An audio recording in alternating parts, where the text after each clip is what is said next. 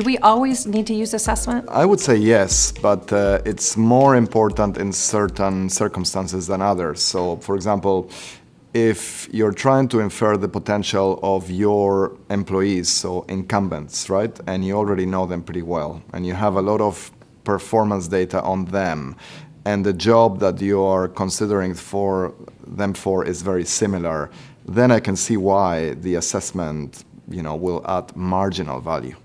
But imagine if you have the opposite case scenario where it's an external employee, you don't have any performance data on them, you are considering for a job they haven't done before, then it's indispensable, critical to use assessment. So the importance of assessment increases when you don't have past performance data, when you don't know the candidate well. And of course, the more senior they are, the more important it is that you accurately predict their performance, because if it's a junior intern or employee and you get it wrong, it would only affect their career and then you can replace them. But if they're the CEO or an executive and you get it wrong, the whole organization suffers. So that's why I think, although accuracy isn't the only criterion that we need to consider when we choose tools, there's also price, there's also user experience, there's time and ethics, of course. Accuracy is really, really critical when you're evaluating somebody for a senior job, where even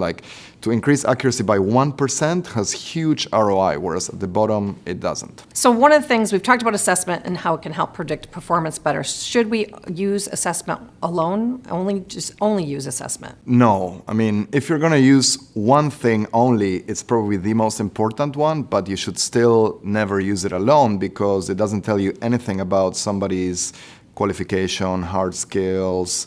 I always say, even if the person flying your plane has a great sense of humor or is very creative, you probably want them to be a pilot, right? Even if the person performing a root canal is very intelligent, it helps if they're a dentist, right? So hard skills and resume should be taken into account. And then I think it's always useful to have some performance data, past performance data on the individual, because sometimes people perform beyond their natural potential, and sometimes experience cannot be captured by, soft skills assessments. So you need to know a little bit about the person's background and history.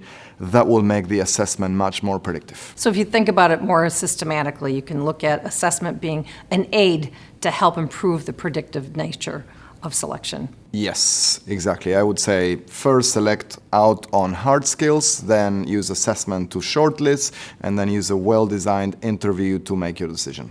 I think what's important here is that the data alone won't solve our problems, right? So the data, if they're clean and relevant, have the potential to help us answer the questions, but you need to be able to ask the right questions, and you need to be able to interpret that data using theory. Okay, so the difference between just data and science is that science is data plus theory. It's describing something, but also understanding it.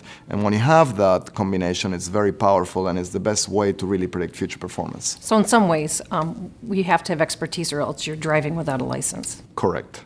Why don't we talk a little bit, if you just use interview alone or no interview or assessment, what's the accuracy? Let's take as an example, you have two candidates, and if I flip the coin, I have a 50% chance of ending with the better candidate. If, in contrast, you put people through that assessment, your probability or your hit rate goes up to 80%. So you go from 50% to 80%. Okay, so now if on top of that you added an interview, you might increase it by just 5%.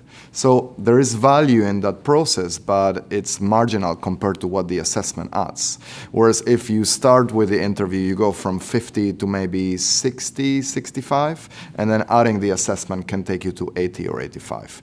But the value is there, right? So imagine an organization that gets it right 80% of the times versus one that gets it right 50% of the times. You figure. Really what that is, if you have a more disciplined disciplined and explicit talent process, you can go from flipping a coin 50-50, which is unfortunately what a lot of companies actually do, to like an 80% success rate. Yeah. That's pretty good. It's pretty good, exactly. And I think that you will see benefits everywhere, and so that alone should make the case. There's no better kind of business case for assessment than that, And at the same time, it's important to understand you will make some mistakes, right? well, 20% of the time. 20%. So we can never be sure whether we get it right with this particular person. But if on average you get it right 80% of the time, that's amazing. And that's interesting because when assessment hasn't worked or whatever, where you've had one of those failures, people point to it that it doesn't work. And what I really like about your point there, we have to look at it on the aggregate. In the aggregate, is it helping us make decisions and predicting decisions better than it would be if we just flipped a coin? Correct, exactly.